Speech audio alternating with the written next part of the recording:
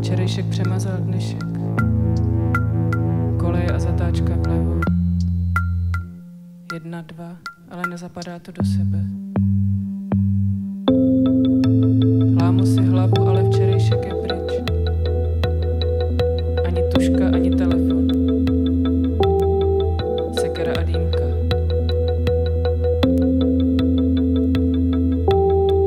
Myslela jsem na tebe, myslím na tebe. Dostal jsi můj vzkaz? Já se jmenuji Markéta Lisa, jsem z České republiky, žiju v Brně. Věnuju se elektronické hudbě a audiovizuální tvorbě. Kromě toho jsem vystudovaná šperkařka a částečně se pohybuju i na výtvarné scéně české. Jsem bývalá klarinetistka a hraju se skupinou MIDI lidi, to je moje domovská kapela. A krom toho vystupuju ještě s pár dalšíma lidma v takových buď jednorázových, anebo dlouhodobějších hudebních nebo audiovizuálních projektech. A tady vlastně v A4 v rámci té rezidence vystupuju i sama.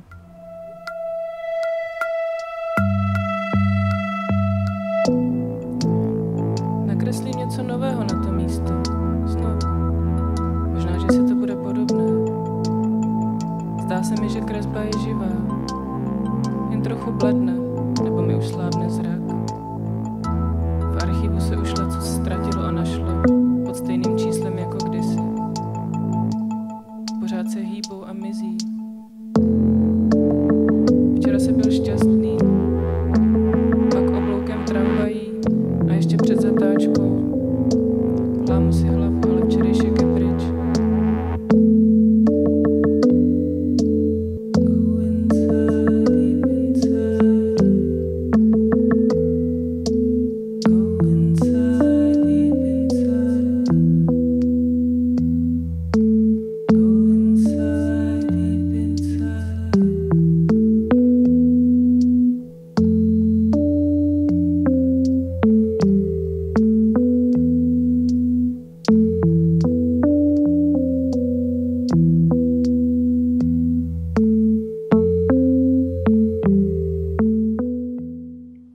To představení se jmenuje Jedné noci a ten název je původně část názvu jedné knihy, ale s tou knihou vlastně nemá žádnou souvislost.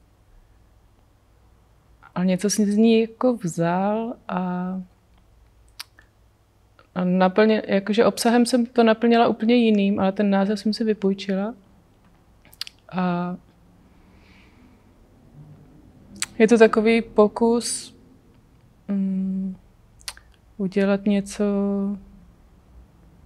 kde se vlastně spojí akustický a elektronický hudební nástroje se zpěvem a s recitací nebo s takovým přednesem.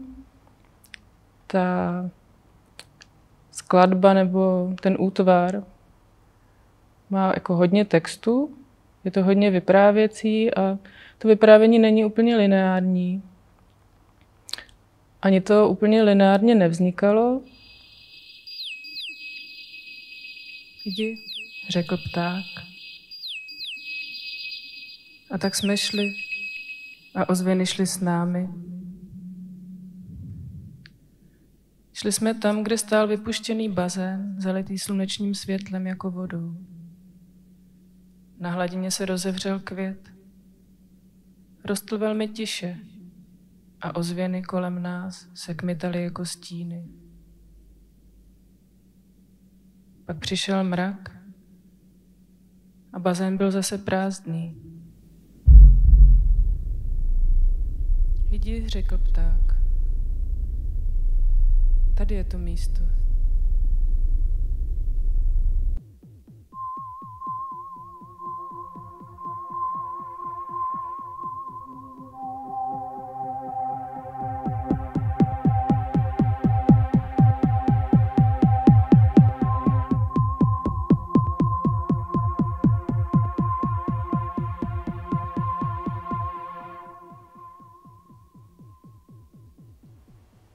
Já myslím, že to je hodně O nějakém stavu mojím osobním, v jakém jsem v současné době.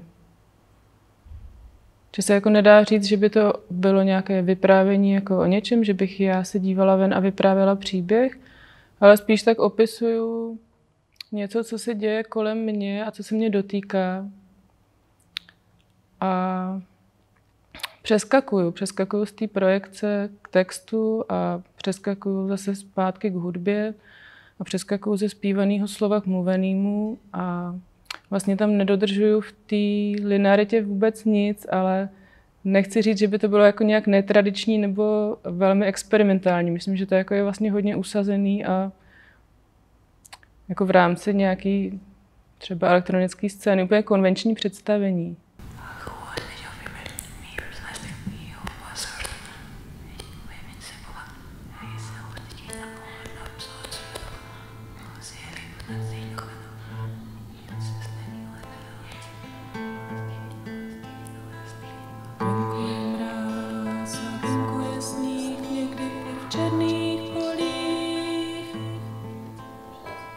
Listí a na větvích i v bohunicích.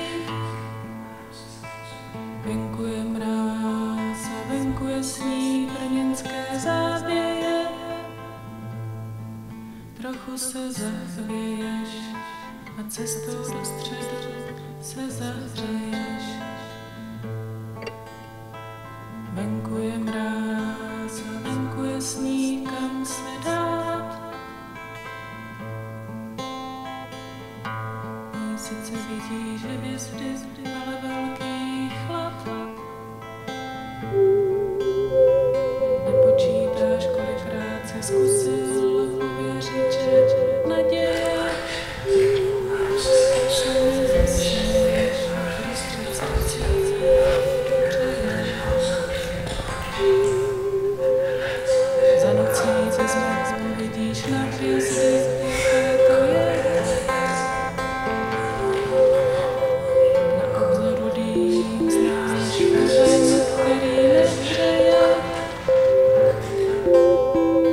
Osetmění v údolích je velký chlad. Zůstaneš se mnou snad, a i když nezůstaneš, stejně mám tě rád. Tenhle hudební nástroj se jmenuje kantele. Je to původně nástroj, který je z Finska, ale tenhle je vyrobený v Čechách. Vyrábí ho moje kamarádka, která tady taky byla na rezidenci a já jsem se ho vlastně nechala vyrobit od ní na zakázku, protože už jsem jako ne unavená elektronickou hudbou, ale mám pocit, že jako je potřeba to nějak, jako aby to dosáhlo nějaké bohatosti, aby člověk mohl vyjadřovat opravdu všechny věci, které třeba zrovna v tu chvíli potřebuje, tak ten akustický nástroj mi tam chyběl. A i přesto, že vlastně nejsem hráč na strunné nástroje, jsem jako klarinetistka, tak je to takový experiment, je to vlastně jako takový krok do nějakého neznámého prostoru pro mě hrát na strunné nástroje. To trošku souvisí s tou rezidencí, protože mám pocit, že ty rezidence by měly vytvářet prostor pro to něco zkusit. Něco, co se člověk třeba neodváží normálně. Protože tam jako je tam zodpovědnost za ten výsledek, ale pokud se to nepovede, tak je to jakoby nějaký krok na cestě a přijde mi, že to je v pořádku. Jako, i kdybych teďka zjistila, že to vlastně jako je třeba úplně jako slepá ulička, tak je to v pohodě. A stejně tak je to i s tou kytarou, protože nejsem kytaristka. Ale vlastně si o sobě myslím, že jsem písničkářka. A utíkám k počítači, protože ta kytara je pro mě složitá. Jako, protože jsem prostě vyrostla na tom, že hraju těma rukama takhle a tohle je pro mě něco strašně nepřirozeného. Ale vlastně písně potřebují harmonie a když člověk má tu kytaru, tak jako to dokáže vytvořit. A to je další jako krok do neznáma, protože normálně bych si to všechno naprogramovala. Já to složím s kytarou, pak si to naprogramuju, protože to neumím zahrát. Ale teďka to zkusím. Protože vlastně je i zábavné to jako zkusit, a když se to nepovede, mně to přijde, že to je jako součást té hry.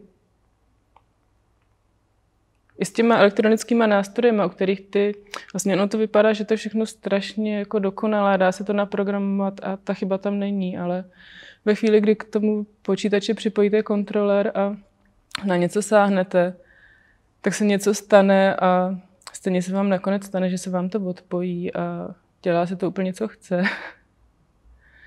Takže je to vlastně takový dobrodružství, ale sám se sebou tentokrát.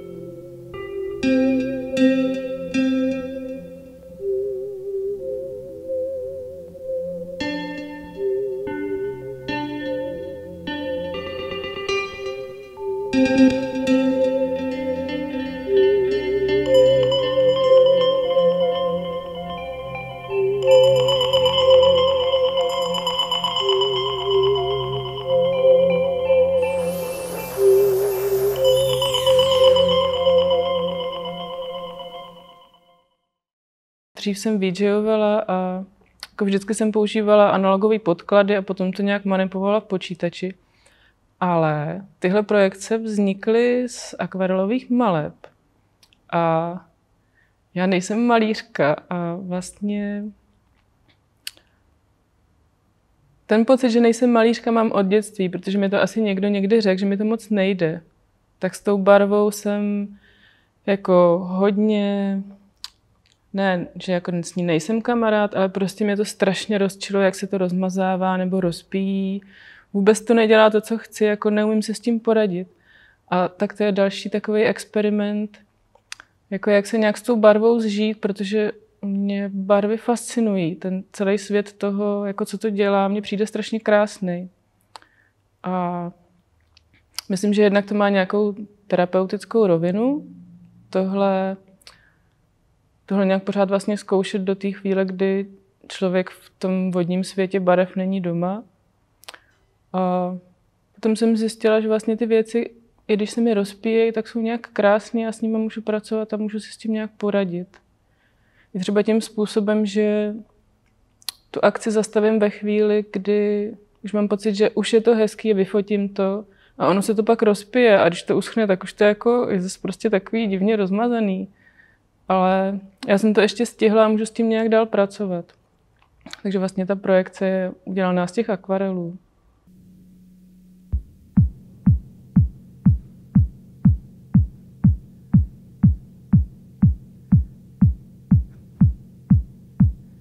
Z každého místa je vidět do jednoho ze soukromých kajut, které slouží jemu jako pracovna. Rozprostře se před nimi jednoduše vybavená místnost, v jejímž středu je umístěné akvárium. Jde o místo pro spojení vzpomínek. Je potřeba ještě uložit několik důležitých věcí do cestovní tašky. Ochranný oblek, rukavice, zátěžový opasek, nůž, zdroj vzduchu, holinky, měřící přístroj, svítilnu, kompas, fotoaparát. Vkládá je mezi cestovní tašky. Vlastně ty texty, které jsou třeba příliš osobní, tak často dlouho leží a pak se tak proškrtají, že už tam zůstává jenom nějaká zkušenost, která je sdělitelná. Že vlastně s těma hodně osobníma věcma to není úplně jako na první, že něco cítím a hnedka to házím ven na lidi. Že to je jako trošku pro mě třeba nemyslitelné, protože asi bych tím trpěla. Ale je to jako hrozně zajímavý proces tohle, který mi jako mnohokrát trvá třeba spoustu měsíců nebo let, že něco někde leží právě a pak se to vytáhne a najednou to dává smysl. Nad střechami domů na planině, na vysokém místě, rozhlížíš se důvěřovat komu to nejisté. Pod střechami, korunami stromů jsme zakrytí. Já vidím.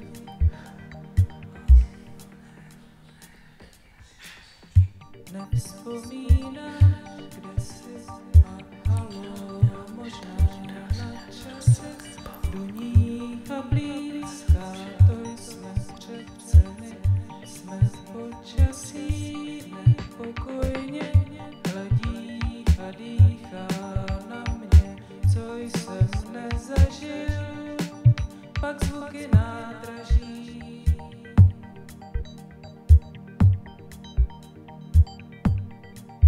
A vlak jen hů a hů, oh my life, a já tu stojím na prahu. Oh my, odvahu. Zavolá tvoje oči a vody lesy stráně. Dívám se na ně.